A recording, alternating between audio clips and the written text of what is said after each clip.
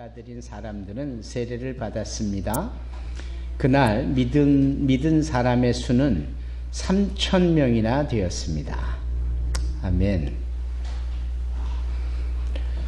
베드로는 어부였습니다. 그는 혈기가 왕성했었을 뿐만 아니라 대단히 성격도 급한 사람이었던 것이 분명해 보입니다. 왜냐하면은 성경에 그의 발자취를 곳곳에 기록해 두은 것을 살펴보면 이 말이 급하고 또 행동이 급한 부분을 보여주고 있기 때문입니다. 이제 그런 점에 있어서 베드로는 진중하다라기보다는 성격이 급해서 주로 반면교사적인 측면으로 그렇게 해서는 안 되겠구나 하는 내용을 보여주는 듯 싶습니다. 하지만 그것도 성령의 감동이 되어지기 전까지의 일이지, 그가 성령이 감동되어지고 난 후에, 즉 사도행전 그 2장의 오순절에 성령이 임하였고 그곳에서 성령의 충만함을 받은 여러 120명의 문도의 대표적인 이 베드로를 보았을 때 그가 예전의 베드로가 아니었다라는 겁니다. 사람이 송두리째 바뀌었습니다. 여러분, 성령 하나님에 대한 갈망과 성령의 충만함을 우리가 습관적으로 기도하면서 요청하는 것이 아무리 뜻대로 의지를 갖고 나를 변화시켜 보려고 해도 이게 작심삼일에 불과한 것을 우리가 너무나도 많이 경험했었기 때문에, 소위 마음은 원이로되 육신이 연약하여 번번이 실패했던 것들이 많다 보니, 그래서 성령께서 나를 책임져 주시고 나를 변화시켜 달라고 그분에게 의탁하게 되어지는 것입니다. 이렇듯 성령께서는 우리 가운데 오셔서 베드로뿐만 아니라 우리의 모든 심령을, 그리고 우리의 습관조차도 바꾸어 내시는 분이신 줄로 믿습니다. 이 베드로가 성령께 충만함을 얻고 소위 감동을 얻어서 변화되어지기 직전의 모습과 이의 모습을 주님은 과거에 이렇게 한마디로 정의해 주셨습니다. 그 말씀이 무엇입니까? 시몬아, 시몬은 누구죠? 베드로의 예전의 이름이었습니다. 시몬아. 그런데 이 시몬의 이름을 주님께서 베드로로 바꾸어 주시지요. 여기에 시몬이라는 이름의 의미와 베드로라는 이름의 의미가 정말 다릅니다. 왜냐하면 시몬은 강둑에 자라고 있는, 바람이 불면 이리 흔들 저리 흔들대는 그러한 갈대, 이 갈대가 시몬입니다. 그러니까 줏대도 없는 것이고, 뭐 속이 비어 있어서 그런지 또 귀도 얇고, 그래서 이러면 이렇게 저러면 저렇게 대단히 우유부단한 측면에 다 이런 내용이 고스란히 담겨져 있는 게 그의 이름 시몬의 내포가 되어 있는 겁니다. 그런 시몬을 주님께서는 이름을 베드로라고 바꾸시지요. 이 베드로의 이름의 의미는 바위, 반석, 꽉 차고 무겁고 한결같이 여일하게 그 자리에 있으면 그냥 그 자리에 있는, 모진 세파와 풍파를 맞아도 껐떡없이 그냥 존재하고 있는 그 큰 바위와 같은 것, 이게 베드로라 이 말씀입니다. 주님께서 그 시몬을 베드로라 이름을 바꿔주신 이유가 바로 그것이지요. 우리도 예수를 믿기 전과 예수를 믿고 난 후의 인생으로 나눠줄 수 있는 겁니다. 우리의 자아를 그렇게 설명할 수 있는 겁니다. 예수 전에 나와, 그리고 예수를 믿고 난 후에 나. 그렇죠. 그러면 시몬이 베드로가 되는 것처럼 저와 여러분들도 분명 변화가 있을 것이고, 또 변화가 요구되어지는 겁니다. 베드로이어야 되는 신앙의 진보가 오히려 보이지 않고 여전히 줏대 없는 옛사람의 시몬과 같은 모습이 여전히 존재한다면 이거는 큰 문제입니다. 왜 큰 문제냐? 예수를 믿으면 변화가 있는데 새 사람을 입게 되어지는 것인데 이제 새로운 심령의 존재가 되어지는 것인데 그게 없으면 헛것이니까 말입니다. 이제 이런 점에 있어서 우리는 도전되어야 합니다. 이 베드로가 주의 말씀을 증거하고 선포합니다. 주의 말씀을 증거하고 선포하는데 놀랍게도 그 말씀을 듣고는 마음의 찔림을 받고 회개를 하며 예수를 믿겠다라고 작정한 분들이 생겨나기 시작을 하는데 오늘 우리 준혁이가 읽은 이 사도행전 2장 41절의 말씀에 따르면 그 숫자가 정확하게 3,000명이다 이렇게 표현하고 있습니다. 3,000명. 300도 많은데 아니 30도 많은데 3,000명이나 되는 사람들이 단박에 한 번에 그 베드로가 전하는 말씀을 듣고 예수를 믿었다 이 말입니다. 그게 참 놀라운 겁니다. 어떻게 3,000명이나 한꺼번에 그게 군중 심리였을까요? 그래 보이지 않습니다. 왜냐하면 대단히 사람들이 고민을 한 흔적들이 역력합니다. 그들이 다 가슴에 찔림을 받아 우리가 어떻게 하면 영생을 얻을 것인가 이걸 깊이 생각하는 그 끝자리에 가서 믿음을 택했다라는 것이요. 그 믿음을 택한 자의 숫자가 물경 3,000명이다 이 말씀입니다. 그러니까 분위기가 아니었던 거예요.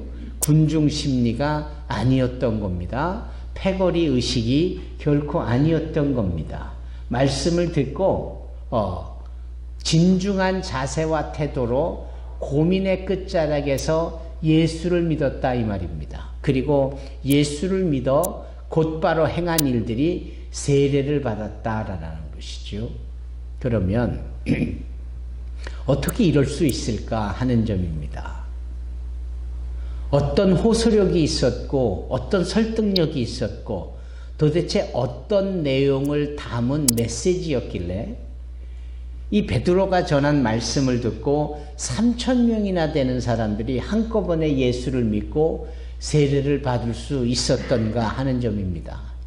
여러분 궁금하시지 않습니까? 저만 궁금합니까?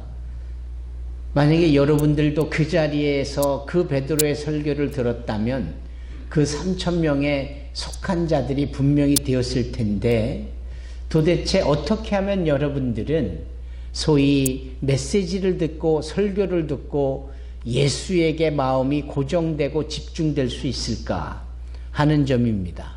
도대체 어떤 내용이었을까요? 어떤 내용이었을까요? 그 내용은 다름 아닌 하나님이 예수를 살리셨다라는 이 메시지입니다. 여기 베드로 설교가 장황합니다. 그러나 그 장황함 속에 핵심이 있는데 그 핵심은 뭐냐면 부활하신 예수요. 그 부활하신 예수가 있기까지 하나님이 죽은 자 가운데서 예수를 살려내셨다 이 말씀입니다.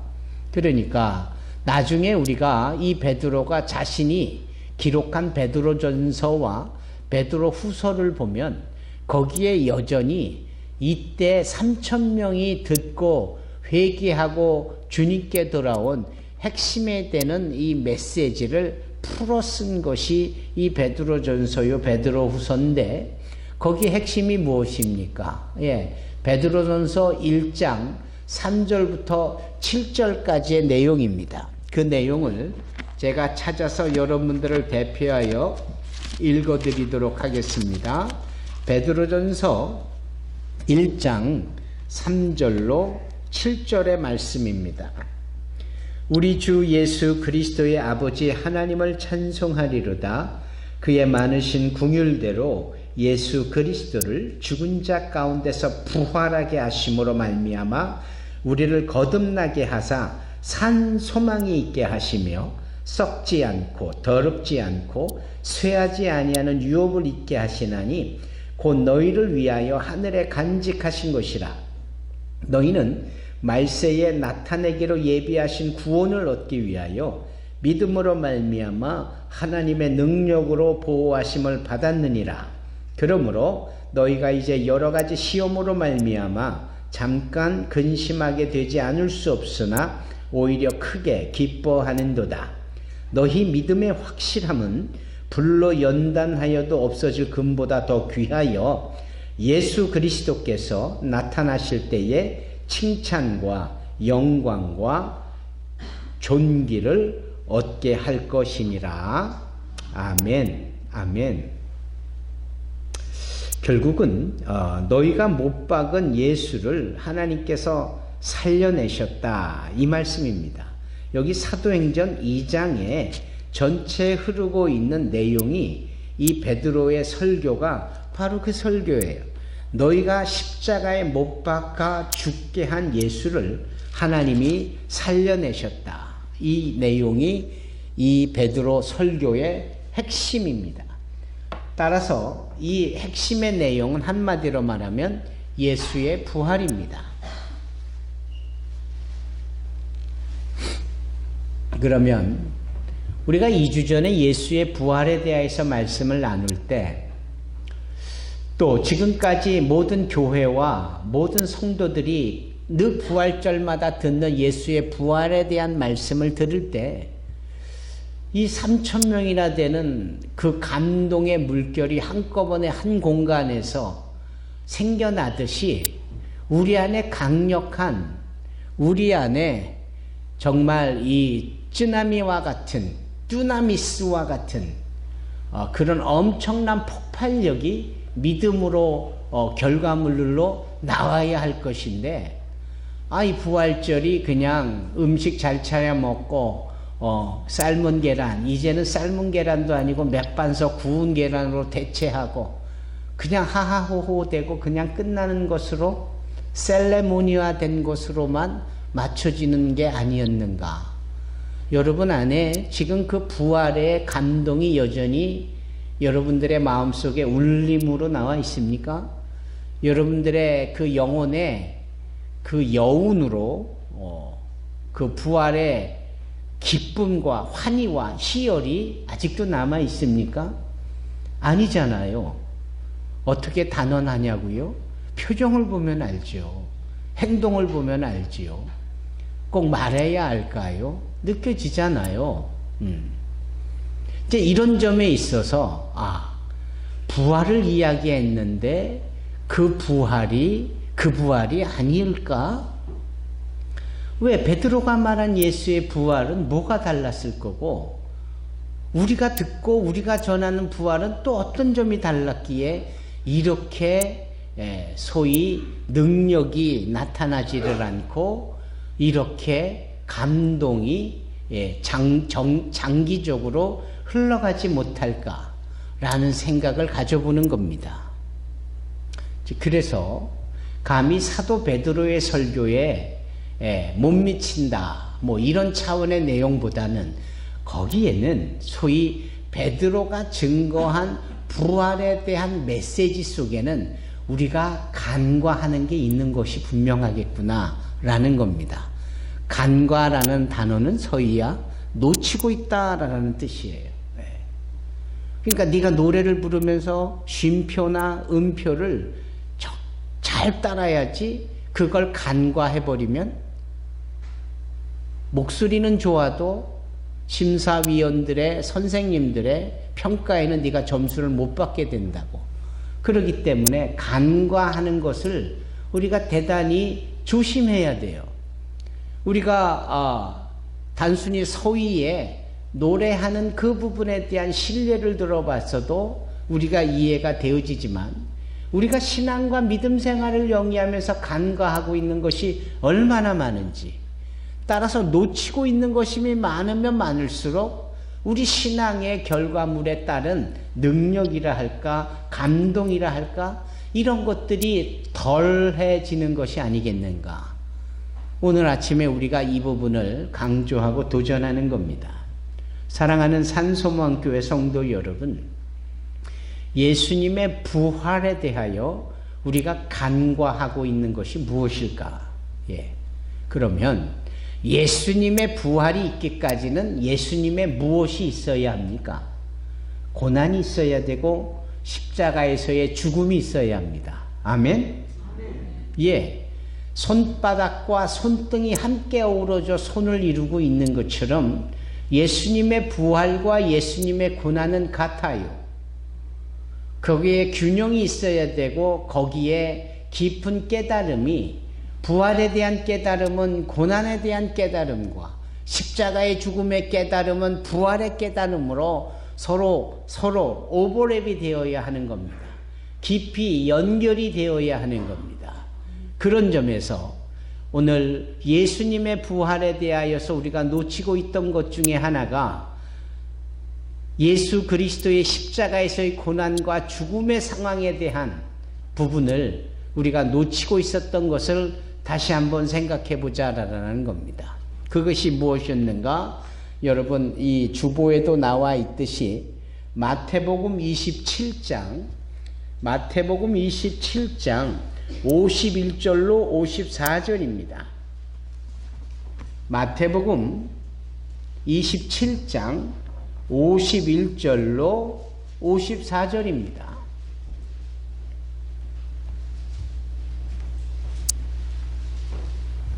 마태복음 27장 51절로 54절의 말씀 다 찾으셨습니까? 제가 읽어보겠습니다.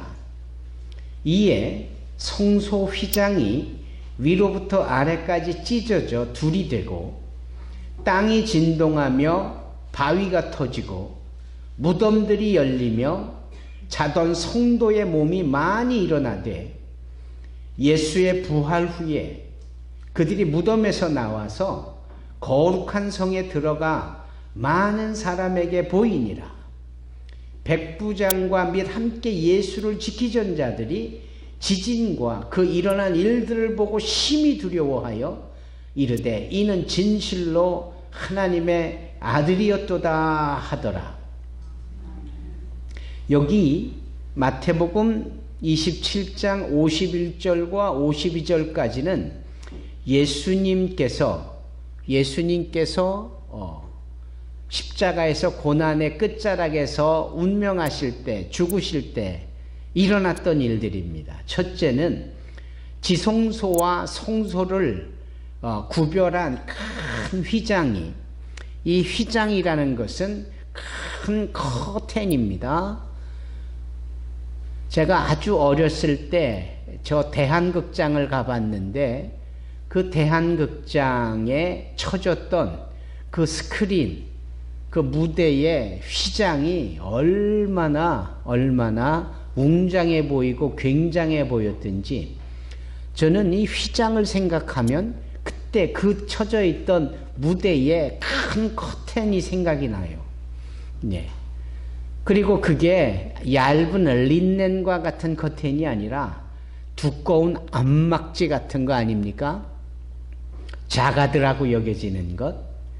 그거는 손으로 잡아 당겨서 끊어지거나 찢어지거나 할 정도가 아니잖아요.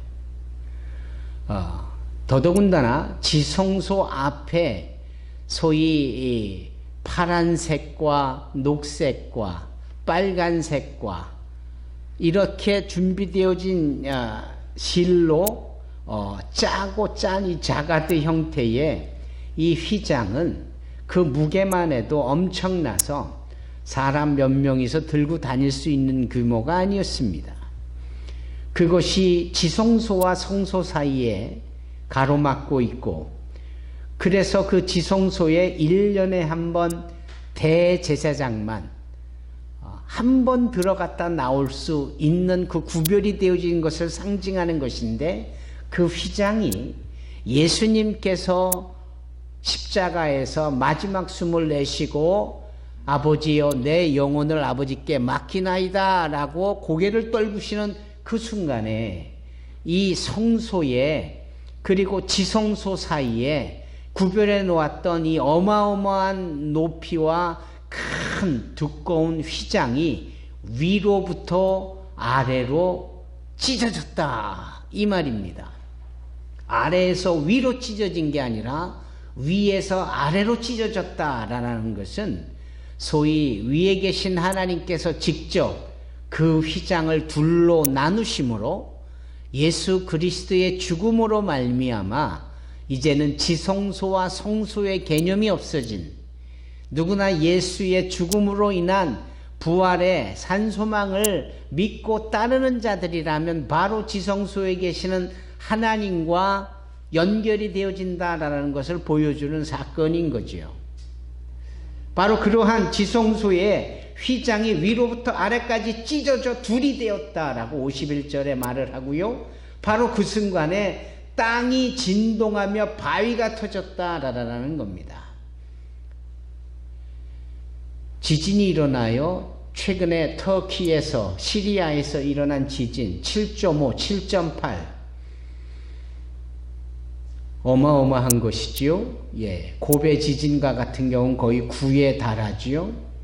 그런데 도대체 지진이 얼마나 강력하면 바위가 더 터질 정도였을까? 지진이 흔들리고, 지진에 의해서 땅이 흔들리고, 더 나가서 땅이 쩍쩍 갈라지는 이 상황 속에 소위 바위가 터지겠구나. 그러니까 리터 규모로 아마 9 이상이 되는 지진이 난 것이 분명하지요. 여기 예수께서 숨을 거두실 때, 영혼이 떠나실 때에 땅이 진동하며 바위가 터졌다라는 겁니다. 정말 끔찍한 지진의 진동이 그 유대 땅을 흔든 것이요, 바위가 다 터져 나갔다라는 겁니다. 놀라운 사실이지요. 우리 최남도 선교사라고 가와고에라는 일본에서 우리 위디와 함께 사역을 하고 지금 일본인들과 네팔리 사역을 MMTS를 마치시고 잘하고 계시는 분이 계신데, 그분이 오셔서 가끔 얘기 중에 그 일본 지진 때 본인이 겪었던, 그래서 지진의 시초를 감지하여서 모두가 다 운동장 안에 나와서 그 운동장 한가운데 서 있는데 땅의 진동이 얼마나 크든지 마치 고무판 위에 서 있는 것 같더라. 그러면서 땅이 옆으로 흔들리고 위아래로 흔들리는데, 이러다가 땅이 갈라져서 땅 속에 이렇게 갇혀버릴 것 같은 두려움이 지금도 가끔 꿈속에서, 그리고 지진이라는 단어를 들어볼 때 그게 연상이 돼서 두렵다라는 얘기를 하고는 합니다.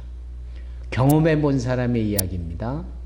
그러면 예수께서 운명하실 때, 지진이나 바위가 다 터져 나갈 때 도대체 그 지역사회에 있었던 수많은 사람들의 심리적인 불안감은 어땠을까요? 이루 말할 수가 없었겠죠. 우리가 너무 이런 부분을 간과한 것은 아닐까. 그런데 한 가지 더 간과한 내용이 있습니다. 어찌 보면 이것이 제가 여러분들에게 전하고픈 핵심입니다. 그것이 뭐냐 하면 52절이에요. 무덤이 열리며, 무덤들이 열리며 자던 성도의 몸이 많이 일어나더라. 아니, 예수의 운명으로 인하여 그때에 무덤이 두 개로 쪼개지고, 무덤이 열리고 거기에 안치되어졌던, 장사 치루었던, 장례되어졌던 시신들이 일어나는 겁니다. 그런데 그냥 일어난 한두 건이 아니라 많이 일어났다라고 여기 말씀하고 있잖아요. 이게 도대체 어찌된 영문입니까? 며칠 전에 장례를 치렀던 집안에 그 시신이 벌떡 일어나 살아났다. 이 집도 그랬고 저 집도 그랬고, 이게 한두 집도 아니고 많은 죽어 장례 치루었던 사람들이 살아서 돌아온 겁니다. 우리가 이 부분을 간과한 것이지요. 우리가 이 부분을 너무나도 소홀히 읽고 지나간 것은 아닙니까? 바꿔 말하면 이런 일들이 예수님의 그 고난의 끝자락에서 그분의 부활이 있기 전에 나타난 징조들이고 증거인 것이에요. 그 당시에 수많은 사람들이 이 이야기를 전해 들었을 뿐 아니라 현장에서 보기도 했고 친히 경험하기도 했고, 아마 무섭다라는 생각이 들었을 겁니다. 그렇잖아요. 어떻게 묘지에 무덤이 파헤쳐지는데 외부에서 판 게 아니라 무덤이 쫙 하고 갈라지고 거기에 장사 치르고 토장으로 땅에 묻혀졌던 사람들이 일어나고 또 유대인들의 일반적인 무덤의 형태가 굴을 파고 그 굴에 시신을 집어넣고 한 구만 집어넣는 것이나 여러 구 가족의 우리나라의 선산과 같은 개념으로 가문의 대대로 시신을 안치하고 그래서 그 굴의 앞에 돌을 굴려다가 막기도 하고 다시 장례가 발생하면 그 굴을 또 열어서 그 장례가 난 시신을 다시 안치하고 또 닫고 이러는 일반적인데 세상에 그 바위가 터져나가고 그 바위에 그 굴에 막혀있던 돌들이 굴려져 나가고 그 안에 있었던 소위 장사되어졌던 시신들이 살아서 벌떡벌떡 일어나 나와서 걷더라 이 말입니다. 아마 여러분들은 지금 좀비가 아닐까 이런 생각으로 지금 마음에 가득할 거예요. 그러나 여기 성경은 그런 개념이 아니잖아요. 좀비야 최근 들어서 발생한 언어고 연애 그 영화 쪽에서 만들어낸 흥미를 자아내고자 하는 그러한 차원에서의 가상적인 존재이지 않습니까? 그런데 여기 마태복음 27장 52절에는 무덤들이 열리며 자던 성도의 몸이 많이 일어나되 라고 합니다. 여기서 간과해서는 안 될 게 그럼 아무나 죽은 자들은 다 일어났느냐?가 아니잖아요. 누구만 일어난 겁니까? 성도들만 일어났더라. 성도들만. 그렇죠? 그러니까 이러한 기적의 역사 속에서도 놀라운 일의 상황 속에서도 구별점이 있더라 이 말입니다. 뭐 몇 날부터 며칠까지 죽은 자들이 그 시기에 죽고 장례된 자들이 일어난 게 아니고 그렇잖아요. 무덤이 굴의 판 속에서만 시신들이 있었던 시신들만 살아난 것도 아니고 단 하나의 구별점 성도들이었느냐 성도들이 아니었느냐. 그런데 이 성도들이 구별되어 죽은 자들이 막 일어나는데 이들의 숫자가 많아도 좀 많은 게 아닌 겁니다. 그래서 여기 몸이 많이 일어나대 그랬는데요. 53절에 보니까 이 일이 예수의 부활 후에 또 계속되는 겁니다. 예수의 부활 후에 그들이 그 성도들이 죽은 자들이 부활했던 이 자들이 무덤에서 나와서 거룩한 성에 들어가 많은 사람에게 보이니라 이랬습니다. 이게 한 사람만 보고 뛰어나와서 내가요 죽은 자들이 많이 일어나는 것을 봤어요. 미쳤구만. 이런 지하에 그렇게 얘기하는 어느 한 사람의 의견, 두 사람의 의견을 묵살해버리고도 말아도 그뿐일 수 있을 법한 상황인데 이거는 많은 사람들이 모여진 이 예루살렘 성 안에 이 죽었던 자들이 장사 치렀던 자들이 이 성도들이 일어나 부활한 몸으로 그 성에 들어와 많은 사람들에게 보이고 만났더라 이 말입니다. 그러면 얼마나 센세이셔널한 일입니까? 얼마나 놀랄만한 일입니까? 예수의 부활 후에 그들이 무덤에서 나와서 거룩한 성에 들어가 많은 사람에게 보이니라. 그러면서 54절에 백부장과 및 함께 예수를 지키던 자들이 지진과 그 일어난 일들을 보고 심히 두려워하여 이르되 이는 진실로 하나님의 아들이었도다. 그럴 때 이런 상황들을 보던 로마의 군인들과 백부장들이 뭐라고 하는 거예요? 예수님이 죽을 때부터 고난받을 때부터 예사롭지 않더니 그분이 운명을 하실 때 이런 놀라운 일들이 벌어지는 것을 보고 이분은 정말 하나님의 아들이었구나 라고 여기 백부장 그리고 예수를 지키던 자들 로마의 군인들이 그런 고백을 한 겁니다. 마치 예수님께서 태어나셨을 때 저 이방인인 동방 박사들이 예수의 왕이 되심을 알고 찾아와 아련했던 것처럼 그 예수의 주구서까지도 예수가 하나님의 아들이었다는 그 마침표를 누가 찍느냐? 이방인들이 찍어요. 예. 다시 본문으로 돌아가 보면은 이런 상황을 우리가 간과했습니다. 그렇기 때문에 예수께서 부활하셨습니다. 크리스토스 아네스테, 알레토스 아네스테, 우리 이렇게 외쳐보십시다. 그것만 반복해서 앵무새처럼 우리가 얘기할 뿐이지 그분의 부활에 대해서 큰 감동도 없고 그 부활에 대한 그 실체적인 울림이 우리 안에 없는 거예요. 그런데 이제 베드로가 전하기 시작합니다.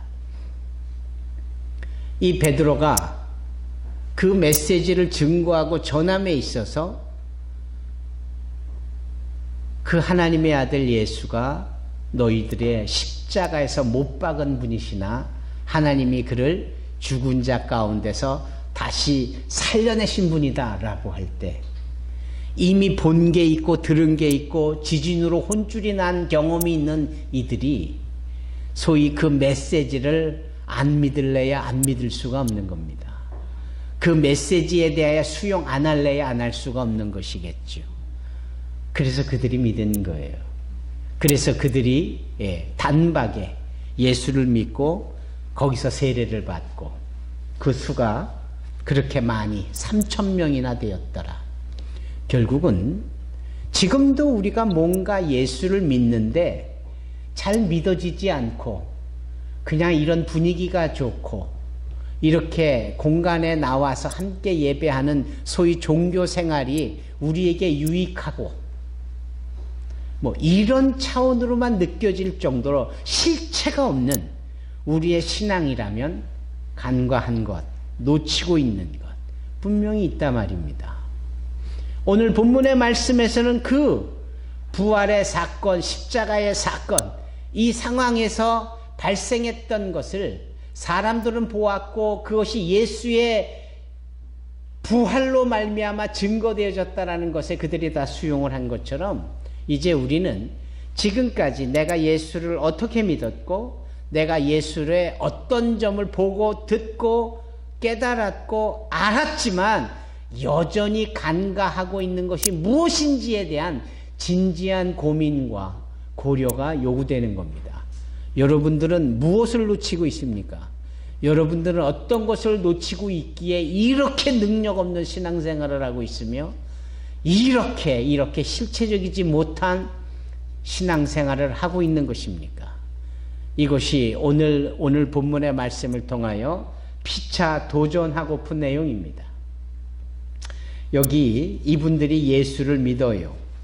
그래서 3,000명이나 되는 이 숫자들이 주로 어떻게 하는 결과물을 얻나요? 그것이 바로 42절부터 말씀입니다. 사도행전 2장 42절부터의 말씀. 그들이 사도의 가르침을 받아 서로 교제하고 떡을 떼며 오로지 기도하기를 힘쓰니라. 이 부분이죠. 42절. 참 귀하지요? 예. 그들이 가르침을 받아 서로 교제하고 떡을 떼며 오로지 기도하기를 힘썼다. 요것이 참 중요한 부분입니다. 감동과 울림과 또한 이해가 되어지는 분들의 후속이 이런 식의 반응으로 나타나지는 겁니다. 우리 산소막교회 성도들이요, 오늘 말씀을 통하여서 지금까지 간과하고 있는 신앙이라는 이름의 영역 속에서 내가 놓치고 있는 것이 무엇인지를 되짚어보고 이후에 늘 모이기에 힘쓰고 함께 떡을 떼고 그리고 오로지 기도에 힘써 나갈 수 있는 저와 여러분이 되기를 주님의 이름으로 축원합니다. 제발 그리 되어지기를 축원합니다. 여기 유무상통하는 초대교회 성도들처럼 서로 네 것 내 것 구별이 없고 서로 남의 자식 내 자식 동일하게 존귀하게 여겨주며 축복해주고, 그렇죠? 성도들의 그 일거수일투족에 관심을 두고 중보하고 축복해주는 이런 부분들이 초대교회의 특징이었는데 우리 산소마음교회가 그리 되어지기를 주님의 이름으로 축원합니다. 기도하시겠습니다. 사랑의 주님 감사합니다. 우리가 예수